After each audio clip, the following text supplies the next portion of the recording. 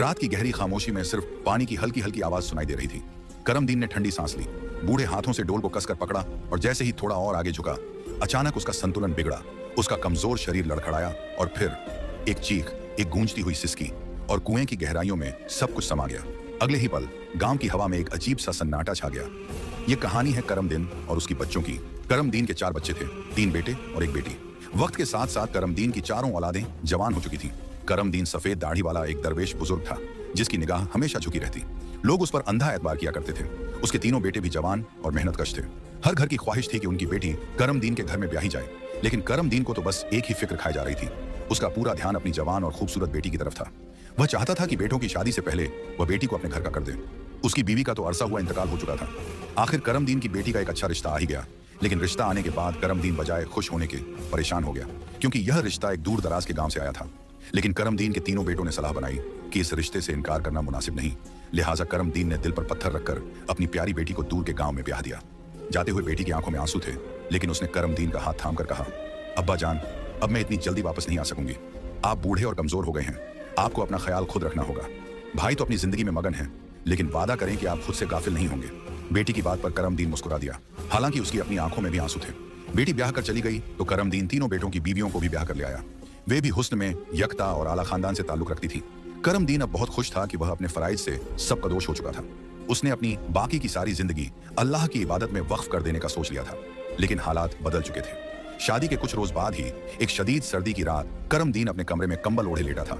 जब उसकी बहू कमरे में दाखिल हुई, करमदीन तब चौंका जब किसी ने उसके ऊपर से कंबल खींचकर उतार दिया। वह हड़बड़ाकर उठ बैठा। शदीद सर्दी की रात में बिना कंबल के सोना मुहाल था। सामने बहू खड़ी थी। उसने एक फटी पुरानी सी चादर करमदीन की जानिब बढ़ा दी और बोली, अब्बा जान, आप यह लेकर सो जाएं। हम 2 लोग हैं, हमें कंबल की जरूरत है और मेरे पास कोई कंबल नहीं है। बहू इतना कहकर कमरे से चली गई, जबकि ठिठुरता हुआ करमदीन हैरान रह गया। उसने वह चादर ओढ़कर सोने की कोशिश की, लेकिन वह पतली सी चादर थी, उसमें नींद कहां आती। बहू अपने मायके से बहुत सा सामान लाई थी, उसमें भी तो कंबल था। फिर उसने करमदीन का कंबल क्यों लिया? यह सोच बार बार उसके जहन में आ रही थी, लेकिन जैसे तैसे करके वह सोने की कोशिश करने लगा। सुबह जब वह फज्र की नमाज पढ़ने के लिए उठा तो बाहर शदीद सर्दी पड़ रही थी। उसकी बेटी तो रोजाना उसके लिए पानी गर्म कर दिया करती थी, लेकिन अब चूल्हे में रखी हुई लकड़ियां सर्द पड़ी थीं। करमदीन ने अपनी बहू को आवाज लगाई कि वह उसे पानी गर्म कर दे। बहू की आंखें नींद से बोझिल हो रही थीं। वह बाहर निकली तो करमदीन को देखकर गुस्से से बरस पड़ी। बुढ़े न खुद सोता है न किसी और को सोने देता है। यहां से चला जा, मेरी नींद खराब मत कर। बहू तो कहकर अंदर चली गई, मगर करमदीन साकित रह गया। लेकिन उसने नमाज तो अदा करनी थी, लिहाजा ठंडे यख पानी से वजू करके वह जाए नमाज बिछाकर बैठ गया। उसने सर्दी से लरसते हुए नमाज अदा की और कुरान पाक खोलकर बैठ गया। सुबह बहुएं उठी तो उसके कानों में आवाज पड़ी, चल बुढ़े, अब कमरे से निकल, बाहर और सामान ला कर दे। करमदीन को इस तरह मुखातिब किए जाने पर बहुत दुख हुआ, मगर उसकी बहुओं ने यही तरीका बना लिया था। वे उसे इसी तरह मुखातिब करती। उन्होंने बुजुर्ग करमदीन को कमरे से निकाला और कई सारा सामान बनवा दिया। करमदीन बेचारा पूरे बाजार में मारा मारा फिरता रहा। वह सारा सामान खरीदता रहा। थक हार कर जब वह घर आया तो बहू ने उसके हाथ में पानी से भरी बाल्टी और झाड़ू थमा दिया।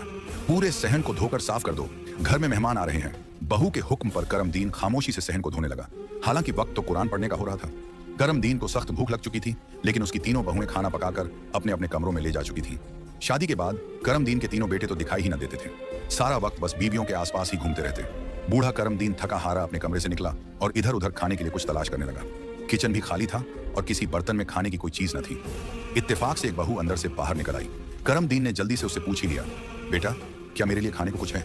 करमदीन की बहू बिगड़कर पलटी और बोली, दिन रात खाने के अलावा कोई और बात भी कर लिया करो। नहीं है खाना, जो पका था वह खत्म हो गया, अब सुबह ही खा लेना। करमदीन सख्त रह गया। उसने सुबह से कुछ नहीं खाया था, लेकिन खामोशी से पलटकर वह अपने कमरे में चला गया और जाए नमाज बिछाकर जारो की तार रोने लगा। उसे अपनी बीवी की बहुत याद आ रही थी, लेकिन बहुएं दिन ब दिन उससे मजीद बुरा सलूक करने लगी। करमदीन चाहता था कि वह अपने बेटों से बात करे, लेकिन तीनों बेटे करमदीन से लाताल्लुक हो चुके थे। करमदीन के घर के साथ ही एक बेवा बुढ़िया रहा करती थी। वह खामोशी से अपने घर में बैठी ये सारी आवाजें सुना करती थी।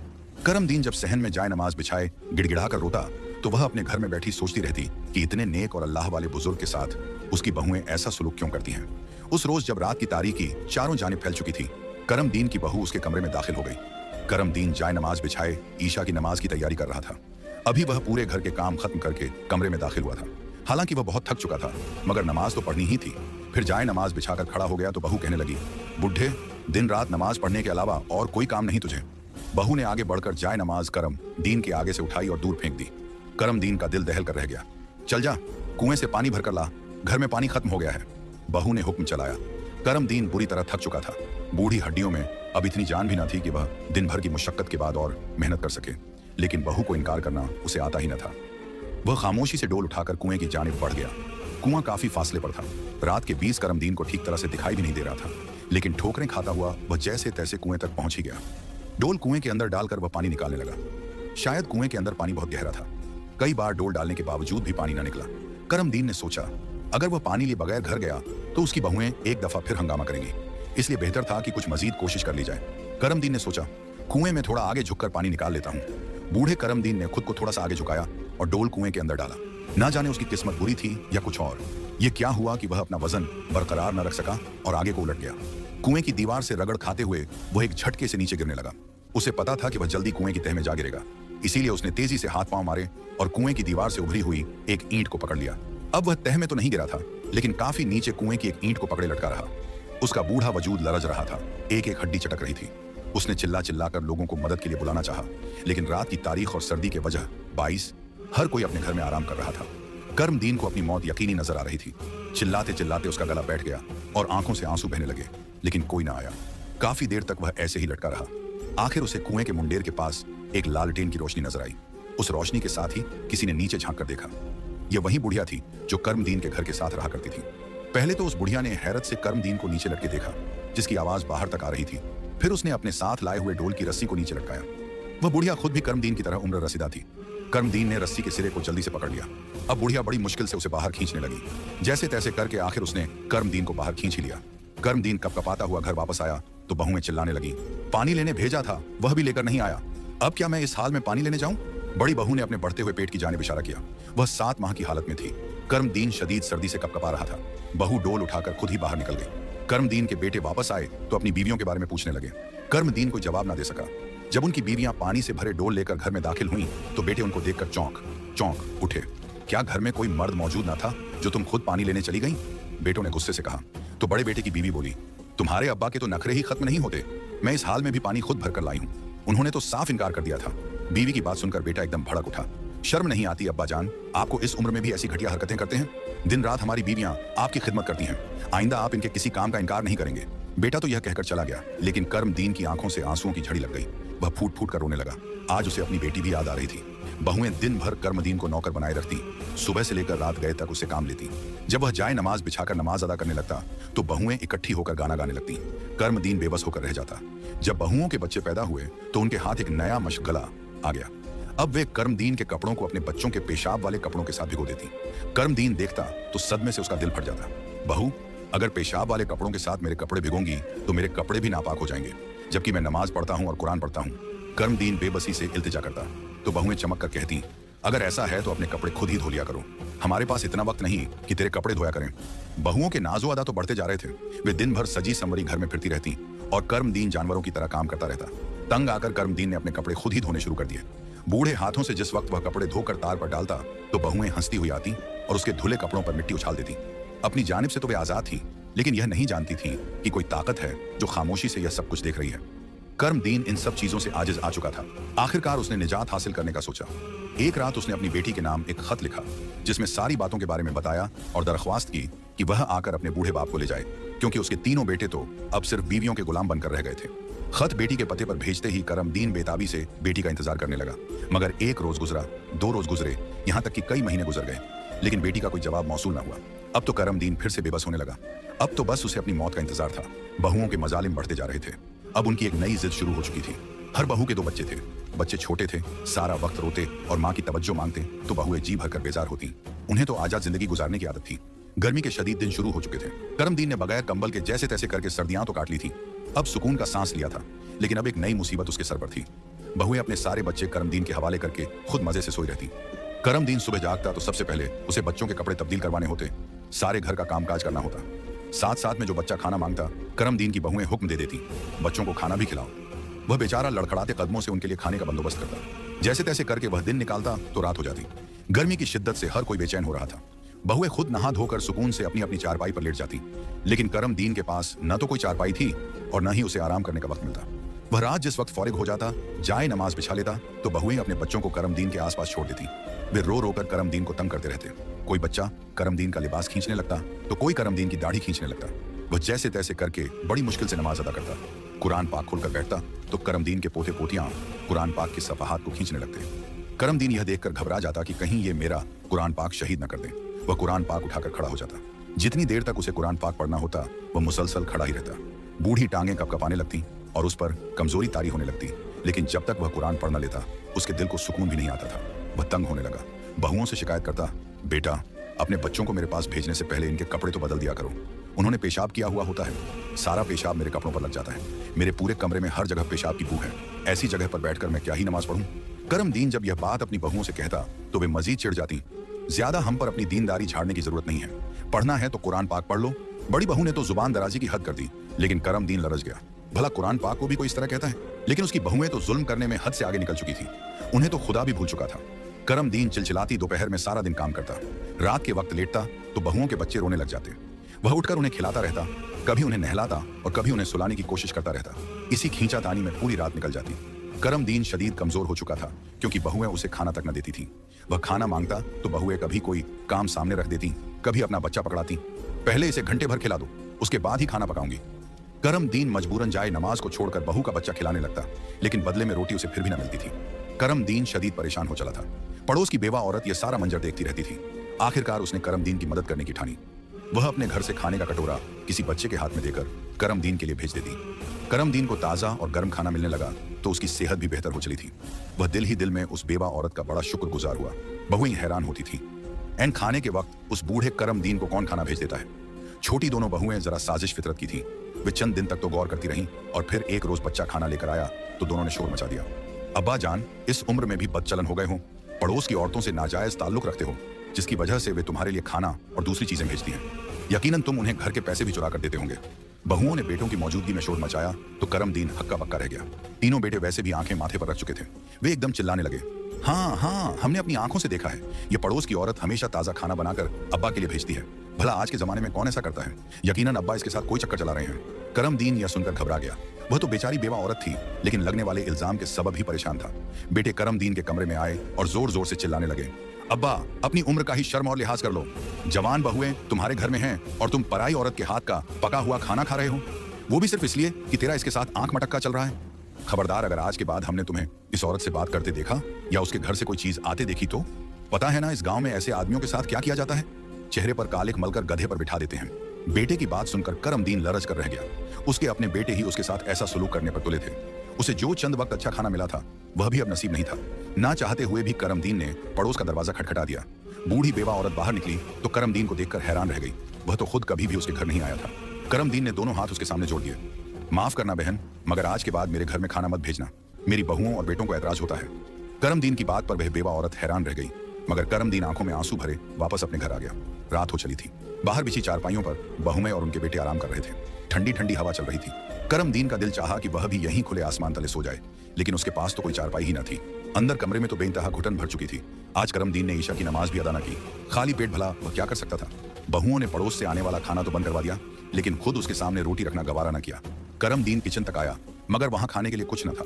चूल्हा ठंडा पड़ा था और बर्तन खाली थे। उसकी तीनों बहुएं इंतहा दर्जे की मगरूर थीं। खाना पकाने के लिए भी हर वक्त एक दूसरे से झगड़ा ही करती रहती थी, बल्कि अक्सर तो वे करमदीन से ही खाना पकवाया करती थी। और यह और बात थी कि जैसे ही चूल्हे से खाना उतरता तो वे खाना उठाकर अंदर कमरे में ले जाती, और जब दिल चाहता तब करमदीन के हाथ पर रोटी रख दिया करती। यह सारे जुल्म और सितम बर्दाश्त करके करमदीन अब आजिज आ चुका था। उसे अपनी जिंदगी एक बोझ लगने लगी थी। सारी चीजें एक तरफ, लेकिन उसे नमाज पढ़ने और कुरान पढ़ने का वक्त न मिलता था। यह बात उसके लिए सबसे ज्यादा तकलीफ देह थी। खाली पेट ही वह सहन में नीचे चादर बिछाकर लेट गया। बूढ़ी हड्डियों को फर्श की सख्ती छुपती रही, लेकिन जैसे तैसे करके वह सोने की कोशिश करने लगा। रात का न जाने कौन सा पहर था। करमदीन को अपने जिस्म में शदीद दर्द महसूस हुआ। उसका पूरा वजूद बुखार में झुलसने लगा। सुबह लड़के जागे तो उन्होंने बाप को यूं सहन में सोता देखकर फिर से गुस्सा करना शुरू कर दिया। अब्बा, लोगों को न जाने क्या दिखाना चाहते हैं आप, जैसे हम आपके ऊपर बहुत जुल्म करते हैं। हम में से किसी को कह देते तो हम अपनी चारपाई से उठ जाते। बहुओं और बेटों की चीख पुकार से करमदीन की आंखें खुली, लेकिन आज तो उसमें इतनी सकत भी नहीं थी। वह उठकर बैठ सका। उसने हाथ के इशारे से ही बेटों को बताया कि उसे शदीद बुखार है। बेटों के दिल थोड़े नरम पड़े। उन्होंने करमदीन को उठाया और अंदर कमरे में ले जाकर लिटा दिया। अब्बा के लिए यखनी बनाकर लाओ, अब्बा की तबीयत ज्यादा खराब है। बड़े बेटे का दिल पसीज गया था। उसने बेगम को आवाज लगाई।